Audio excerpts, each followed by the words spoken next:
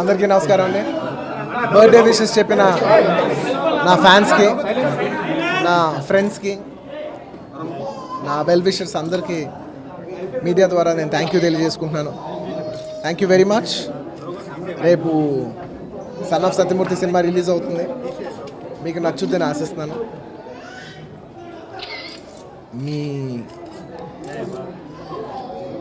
మేము మీకు నచ్చుద్దని ఎలా చెప్పేది,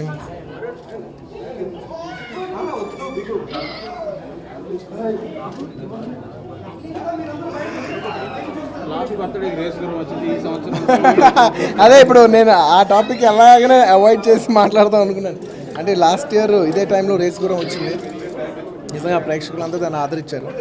అలాగే ఈ సినిమాని ఆదరిస్తారు, అంతకంటే ఎక్కువ ఆదరిస్తారని నేను కోరుకుంటున్నాను.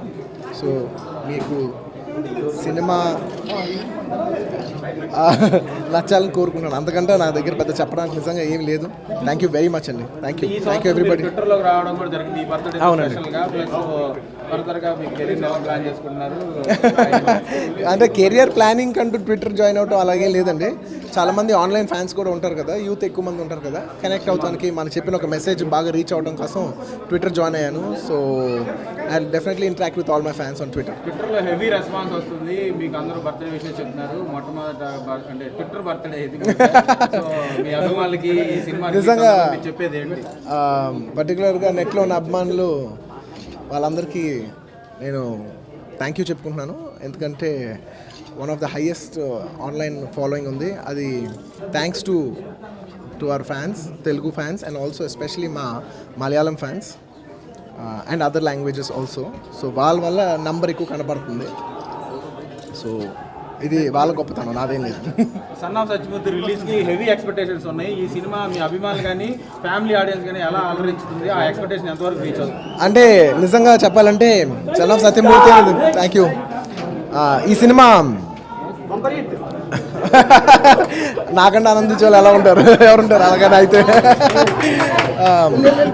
ఈ సినిమా టైటిల్ నుంచి చూస్తే సన్ ఆఫ్ సత్యమూర్తి అనేది ఒక ఫ్యామిలీ ఎంటర్టైనర్ సినిమా.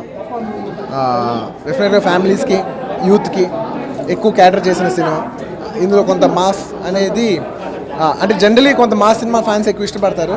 ఇది వాళ్ళు ఇష్టపడే regular mass kind of cinema కాదు, కానీ మంచి సినిమా అవుద్దని నేను ఆలోచిస్తున్నాను. సో ఫ్యాన్స్ ఏ సినిమా అయినా ఆదరిస్తారు. దానికి one of the best example రీసెంట్గా మన అత్తారింటి దారేది కూడా చూసాం. సో వాళ్ళు ఏ సినిమా అయినా ఆదరిస్తారనే నమ్మకం నాకుంది. సో ఈ సినిమా కూడా నచ్చుద్దని కోరుకుంటున్నాను.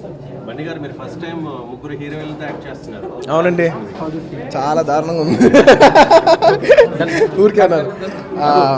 యాక్చువల్లీ అందరూ ముగ్గురు కలిసి ఒకేసారి పడతాం అనేది ఎప్పుడు లేదండి. ఒకళ్ళు ఎవరు కలిసి సెపరేట్గా షూట్ చేసాం. సో ముగ్గురు అమ్మాయిలు డీల్ చేయాల్సిన సిచ్యువేషన్ ఎప్పుడు రాలేదు కాబట్టి ఎస్కేప్ అయిపోయాం. Thank you.